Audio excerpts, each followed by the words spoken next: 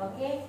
Jadi Bapak sudah menyatakan kompeten, kemudian portofolionya sudah, persyaratan dasarnya sudah dilampirkan, kemudian Bapak sudah menyatakan diri Bapak kompeten pada bidang ini. Nah, nanti gini ya Pak, nanti Bapak tunggu, karena kan nomor handphone Bapak kan sudah ada di sini nih. Tunggu informasi dari saya, nanti saya akan beritahukan kalau nanti Bapak Ketua LSP kami sudah menugaskan asesornya. Nanti saya akan WA ke Bapak, saya akan kasih nomor telepon asesor yang ditugaskan untuk menguji Bapak.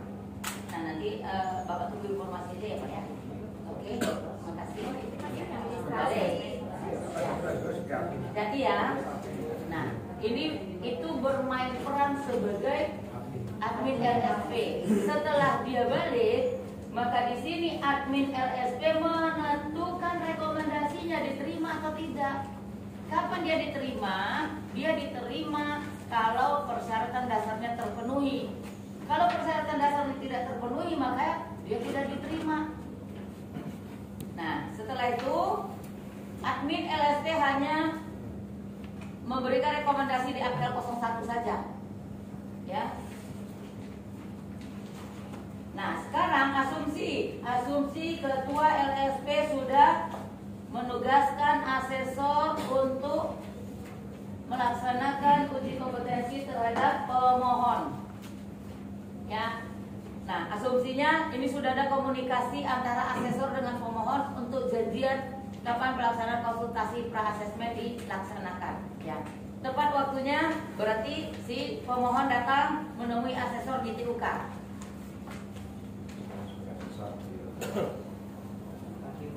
Pagi. Dengan Pak Adi ya? Oke, silakan dulu Pak. Apa kabar?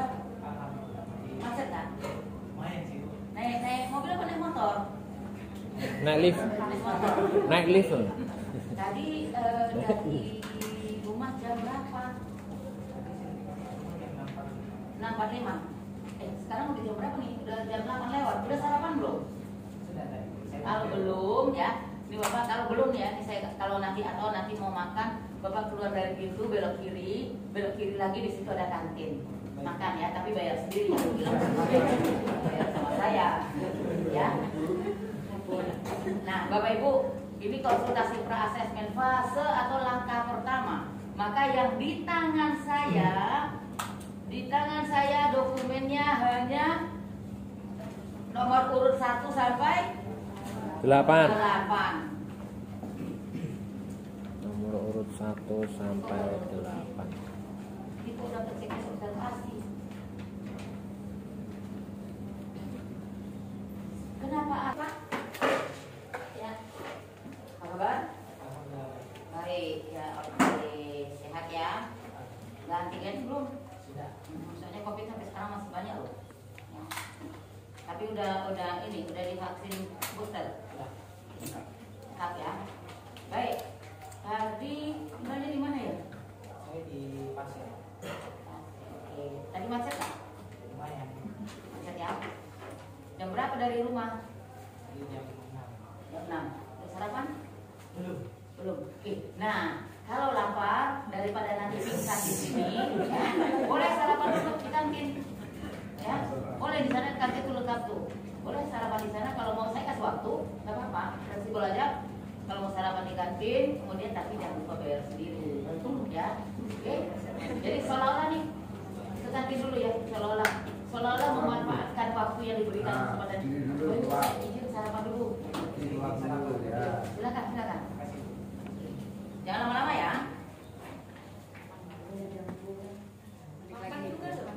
Ini saya juga yakin yang khawatir itu nanti lagi diuji terus pingsan karena belum sarapan. Oke ya. Bapak Ibu, di tangan saya nomor urut 1 sampai 8. Yang lain simpan. Ya, yang lain simpan. Saya akan mengklarifikasi ini orang yang ada di hadapan saya sama nggak dengan yang mengajukan permohonan.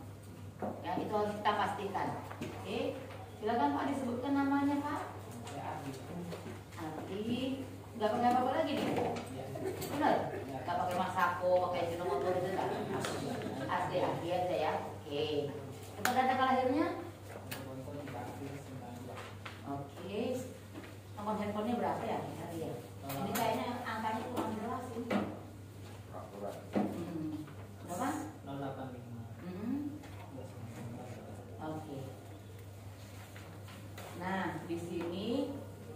sertifikasi ya.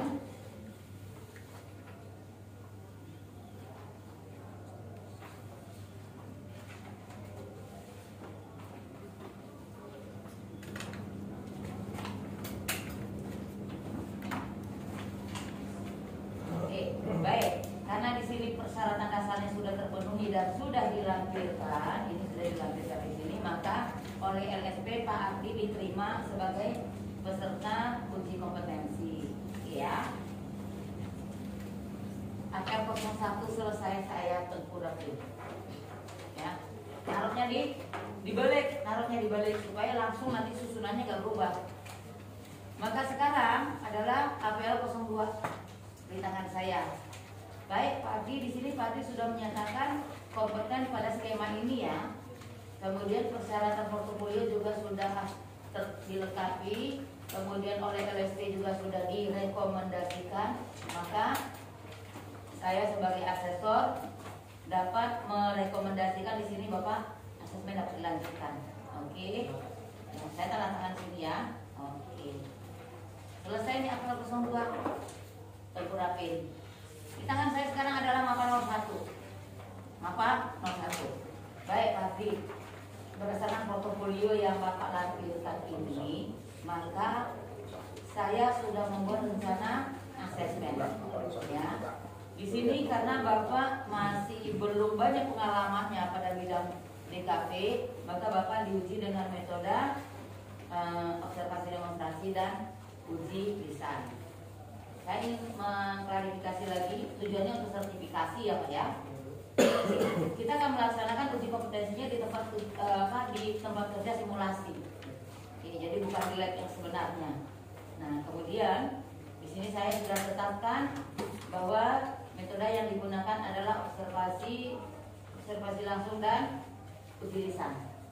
Nanti kalau misalnya dalam proses pelaksanaan ini nanti ada hal-hal yang bisa mengganggu proses pelaksanaan ini, maka Bapak bisa ngomong ke saya, kita bisa ganti metode. Ya, dari lisan misalnya ditulis bisa, ya. Oke. Sebelum kita melaksanakan, saya ingin menjelaskan kepada Bapak tujuannya apa sih Bapak sampai suruh datang ke sini. Ya, yang pertama kita supaya sama-sama sepakat untuk kapan waktu pelaksanaannya. Yang kedua, supaya kita sepakat tentang metode yang digunakan. Yang ketiga, supaya saya bisa menjelaskan kepada Bapak tentang proses yang akan dilaksanakan nanti. Ya, itu tujuan dari dilakukannya konsultasi pra-asesmen ini. Baik Pak, dalam proses pelaksanaan asesmen nanti, apakah Bapak memiliki sesuatu hal yang berbeda dengan orang pada umumnya? Tidak ada. Bapak misalnya, contoh misalnya ya, Bapak misalnya karena satu dan lain hal yang namanya kondisi seseorang itu kan bisa saja tidak sama dengan orang lain. Contoh misalnya Bapak tidak kuat berdiri lebih dari 15 menit misalnya, ya kan? Nah, berarti saya akan memberikan dispensasi dalam bentuk di samping Bapak misalnya saya berikan kursi. Oke, ada? Tidak ada. Berarti di sini saya coret adanya ya. Adanya saya coret karena memang tidak ada. Oke, ini manajer LSP sudah sertifikasi. Baik Bapak, lanjutkan ya. Kita melaksanakan metodenya adalah observasi, demonstrasi dan uji lisan. Ya. Bila dalam pelaksanaan uji nanti Bapak melakukan hal-hal yang menurut saya tindakan Bapak itu membahayakan diri saya, orang lain maupun bagi Bapak sendiri, maka seketika itu juga proses kegiatan praktik Bapak saya berikan dan Bapak saya rekomendasikan langsung seketika itu juga saya rekomendasikan Bapak belum kompeten. Ya, jadi betul-betul Bapak harus menjaga untuk prioritasnya adalah K3. Oke. Terkait masalah TUK kita sekarang berada di lantai 5 Hotel Ibis. Ya. Jika dalam proses pelaksanaan asesmen ini terjadi hal-hal yang di luar kemampuan kita sebagai manusia, maka Bapak ikuti jalur evakuasi. Ya, berarti jalur evakuasi keluar dari pintu kita belok kanan, kemudian sebelah begitu mentok, kemudian sebelah pintu di jalur sebelah kanan itu ada pintu darurat. Bapak ikuti lewati pintu darurat, jangan gunakan lift. Dan itu pun Bapak harus bisa memprediksikan kira-kira ada manfaat nggak Bapak melewati jalur evakuasi tersebut, ya. Dan jangan membawa barang-barang atau benda-benda yang akan menghalangi untuk perjalanan. Ya, yang penting selamatkan diri. Oke. Terkait dengan apa yang saya sampaikan barusan, Bapak jangan melakukan tindakan apapun, ya. Bapak jangan melakukan tindakan apapun jika Bapak tidak kompeten pada bidang tersebut, kecuali hanya menyelamatkan diri Bapak. Oke? Jadi misalnya nih, ada kebakaran, tidak usah Bapak jadi pahlawan kesiangan mau melaksanakan pemadaman, karena kalau Bapak tidak kompeten itu bisa berisiko. Ya, jadi yang penting selamatkan diri. Setelah sampai di bawah, di halaman parkir di depan itu adalah titik kumpul kita. Semua berkumpul di sana, jangan pergi kemana-mana. Oke ya Pak ya, itu jika situasi memungkinkan untuk Bapak melewati jalur evakuasi. Jika terjadi sesuatu hal yang tidak memungkinkan Bapak untuk melewati jalur evakuasi, seperti misalnya jika ada kejadian yang di luar kemampuan kita, terjadinya gempa, maka Bapak cari ruang segitiga aman, ya, cari ruang segitiga aman. Jangan berlindung atau duduk atau berdiri dekat kaca atau bagian-bagian bangunan yang rubuh. Oke, baik. Itu terkait ketiga ya. Nah, dalam melaksanakan asesmen ini saya sebagai asesor, saya bisa pastikan bahwa saya pasti akan menerapkan prinsip-prinsip asesmen. Di antaranya apa? Di antaranya adil. Ya. Jadi tidak usah prinsip asesmen 1 valid, 2 reliable, tidak usah. Bukan domainnya dia. Domainnya asesi itu valid sama reliable, sama adil aja. Domainnya dia valid sama adil aja, itu aja yang perlu 2 kita jelaskan. Ya. Saya akan menerapkan prinsip adil. Ya. Jika dalam proses pelaksanaan asesmen ini Bapak merasa diperlakukan tidak adil oleh saya, maka Bapak punya hak untuk banding. Oke ya. Dan kemudian saya akan mengumpulkan bukti sesuai dengan tuntutan standar. Ya. Tidak akan menuntut lebih kecuali sesuai dengan tuntutan standar. Oke. Bila bukti yang Bapak berikan kepada saya sudah memenuhi tuntutan standar, ya, maka saya memberikan rekomendasi kompeten. Tapi bila bukti yang Bapak berikan kepada saya belum memenuhi tuntutan standar, maka bisa dipastikan rekomendasi saya adalah belum kompeten. Ya. Terkait masalah rekomendasi jika belum kompeten, apa yang harus dilakukan? Nah, itu bukan kiamat. Ya. Berarti Bapak harus belajar lagi. Jika Bapak sudah siap, nantinya Bapak lapor lagi ke LSP, kemudian minta diuji ulang. Ya, tapi saya berharap Bapak direkomendasikan kompeten. Bapak dapat mengeksplor kompetensi Bapak semaksimal mungkin. Oke. Nah, sekarang dalam proses pelaksanaan asesmen ini, kira-kira kapan Bapak siap kita uji? Kita akan melaksanakan pelaksanaan ujinya. Apakah bisa di tanggal 5 besok? Oh bisa, oke. Sebelumnya saya akan menjelaskan dulu kepada Bapak tentang banding tadi, ya. Bila dalam proses pelaksanaan asesmen Bapak merasa diperlakukan tidak adil oleh saya atau oleh panitia LSP, Bapak punya hak untuk banding. Lalu bagaimana proses banding? Ya. Pertama, Bapak mengisi permohonan formulir banding ini. Ya, formulir banding ini diisi, kemudian nanti diserahkan ke LSP. Terkait masalah biaya, segala biaya yang disebabkan oleh permohonan banding itu menjadi tanggung jawab pemohon. Oke. Nah, kemudian dalam hal apa Bapak bisa banding? Yang Bapak bisa banding adalah proses. Kalau hasil akhir atau rekomendasi kompeten atau belum kompeten itu tidak bisa dibanding karena dia tidak fleksibel. Tapi kalau proses menuju kompeten itu Bapak merasa diperlakukan tidak adil, itu Bapak bisa banding. Tapi itu pun harus ada bukti yang kuat. Nggak boleh menurut perasaan saya, itu nggak bisa. Karena Pak belum tentu perasaan Bapak benar, Ya, jadi harus sesuai dengan bukti. Nah, ini hak Bapak. Tapi saya sebagai asesor akan berusaha semaksimal mungkin untuk bisa dibanding. Dengan cara apa? Dengan cara menerapkan bentuk asesmen. Oke. Baik. Tadi Bapak siapnya diuji tanggal 5 ya? Oke. Hari apa itu tanggal 5? Hari Senin. Senin ya, Senin tanggal 5.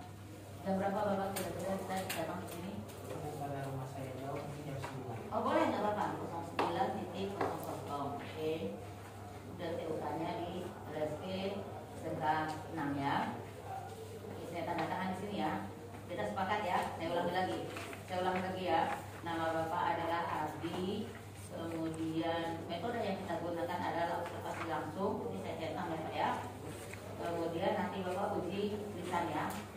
Nah, kemudian harinya hari Senin tanggal 5 Desember 2022, waktunya 09.00 sampai selesai. Kemudian TUK LSP 6 SMK Samarinda. Saya tanda tangan di sini. Bapak silakan tanda tangan. Nah, ini konsultasi pra asesmen habis dokumennya di tangan saya, udah gak ada lagi, ya. Kalau Mapa 02 nggak usah dibahas, itu urusannya asesor, langsung tegurapin aja. Nah, ini habis. Kenapa bisa habis? Karena saya nggak berantakan di meja. Selesai satu tegurapin, maka itu pasti runtut. Ya, Bapak Ibu. Kalau konsultasi pra asesmen tidak diakhiri dengan persetujuan, penandatanganan persetujuan, berarti Bapak Ibu BK. Karena apa? Karena ini kontrak kerja. Ini kontrak kerja antara asesi dan asesor, persetujuan, metodenya, waktunya, tempatnya, dan lain-lainnya. Jadi harus seperti itu, ya. Kalau tidak ditaruh seperti ini, kemudian Bapak ngaca, Bapak Ibu ngaca, itu bisa dipastikan nanti lupa. Nah, selesai, berarti tegurapin, maka selesai, ya. Baik Pak, ya. Konsultasi asesmen sudah selesai kita laksanakan. Apakah ada hal-hal yang mau Bapak tanyakan? Saya ingin bertanya Ya, silakan. untuk proses pelaksanaan besok. Ya. Mungkin dari saya seragam atau pakaian apa yang harus saya gunakan pada saat proses asesmen besok di tanggal. Oke ya. Kalau masalah seragam tidak ada suatu aturan harus berseragam atau berpakaian yang harus seragam atau tidak. Yang penting Bapak aktif. Ya. Kemudian karena ini adalah di kafe, kan kita lebih fleksibel dan lebih familiar dengan laptop sendiri ya. Bapak silakan dibawa aja laptop sendiri diizinkan. Oke ya. Karena di situ mungkin Bapak lebih familiar kan dengan daripada menggunakan laptop di TUK, mungkin Bapak nanti malah takut kendala. Oke. Kemudian Bapak sudah catat nomor handphone saya ya? Oh, belum ya? Nah, Bapak catat sekarang. Oke. 081 bla bla bla bla. Oke ya. Nah, nanti kalau ada hal-hal yang kira-kira darurat, ya kalau ini bukan kita harapkan, tapi kan kita manusia biasa. Bapak jangan lupa WA saya, jangan ditelepon ya, WA saja. Insya Allah kesempatan pertama saya akan respon. Oke, begitu juga sebaliknya. Kan kita udah janji hari Senin jam 9, tapi bisa saja saya atau Bapak yang kendara kita saling ngasih info. Baik. Oke, baik. Berarti sekarang langsung balik ya? Iya, Bu. Musir nih. Sekarang langsung balik ya. Oke, baik. Terima kasih, hati-hati di jalan ya. Iya, Bu. Terima Oke, kasih. salam buat keluarga. Baik. Ya, oke.